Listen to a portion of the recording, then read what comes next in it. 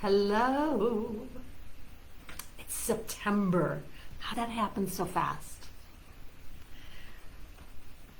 September is Suicide Awareness Month. At least here in the US. I don't know if it is other places. I guess I should have checked. Maybe I'll do that.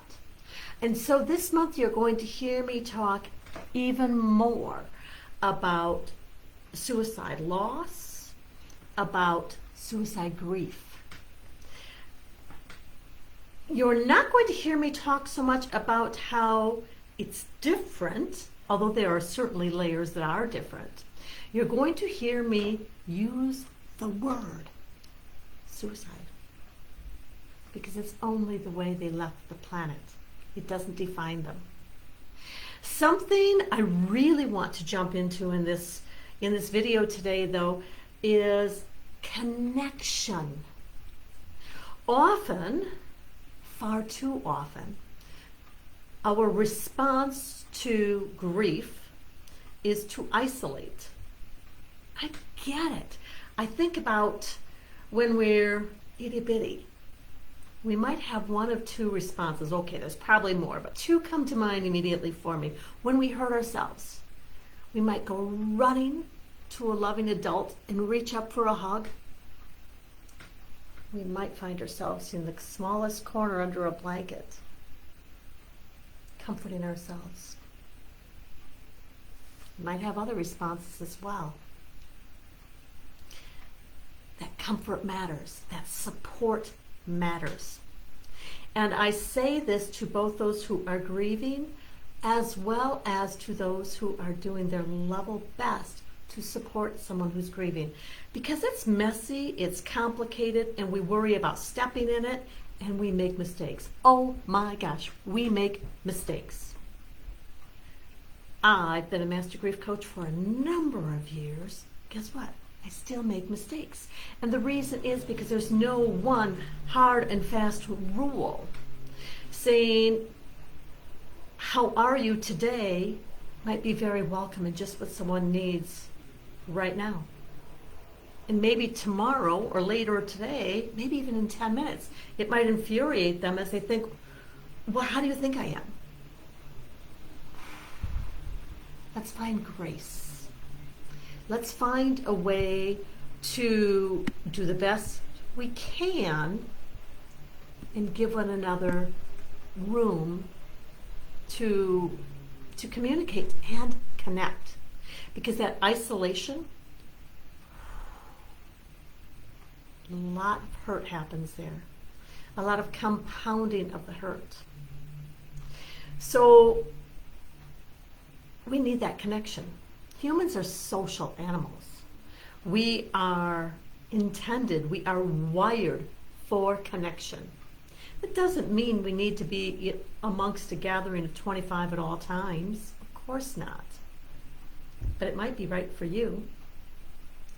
I tend to be what I like to call an enthusiastic introvert.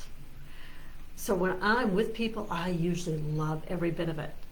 And then there comes a point, it's almost like someone snaps their fingers, when I'm ready to retreat, to come back and have quiet time, maybe with hubby, even maybe in this space in my office with the door shut by myself. But we need interactions. We need support. So what I'm asking you, whether you are the griever or you're the one supporting someone grieving, is to reach out. If you're the one grieving, it's all right to say, I don't know what I need, but I need something. Can we spend a little time on the phone? Can we get together?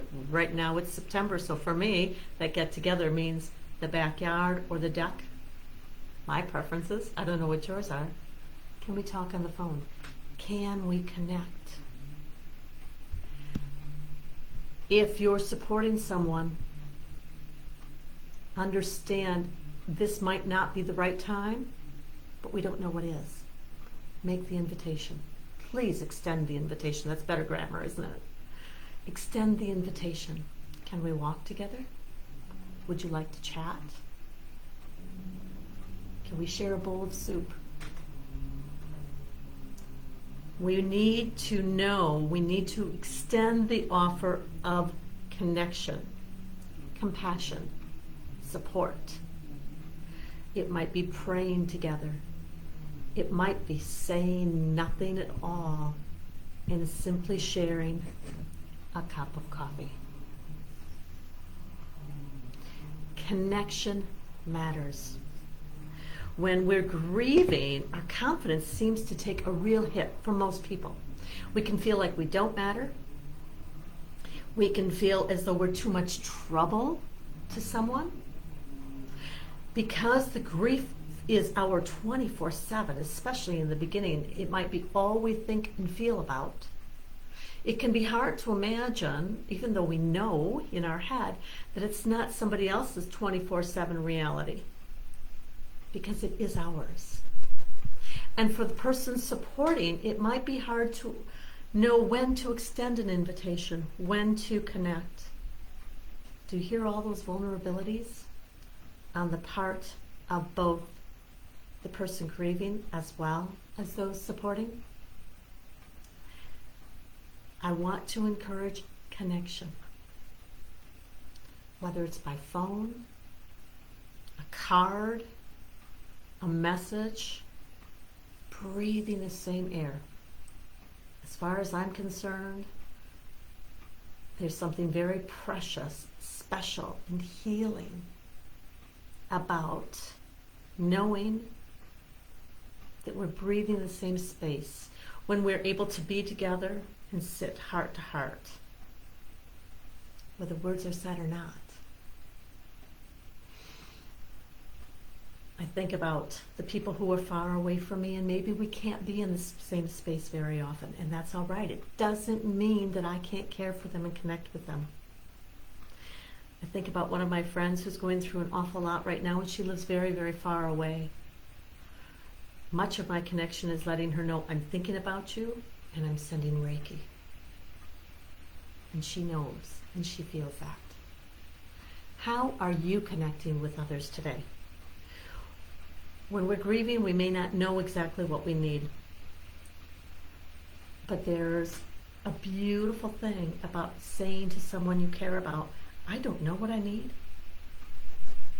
but I need something. It's a beautiful offer if you're supporting to someone to say, I'm here. Here are some options.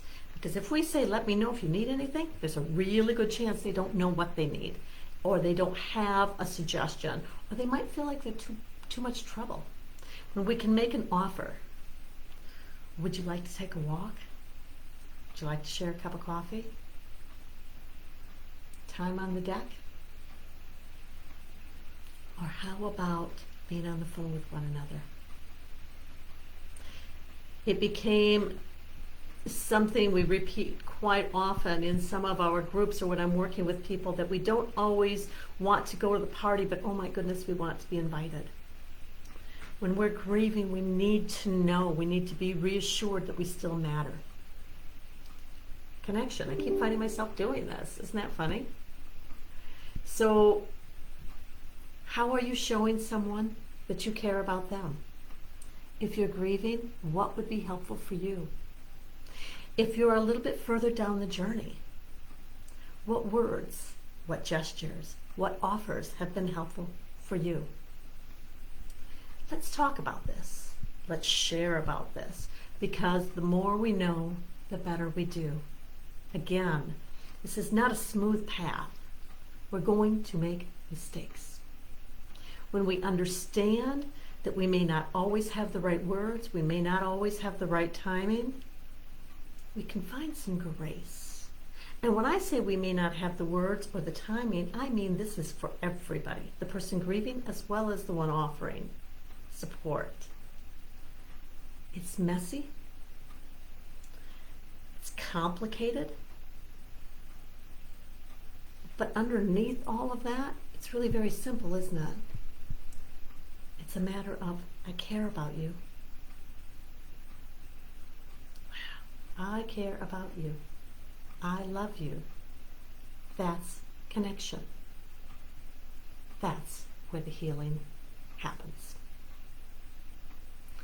I'm Sandy Walden, your Master Grief Coach. Today I wish you gentle peace and healing and a lovely connection, because there's nothing that's more beautifully human. Namaste.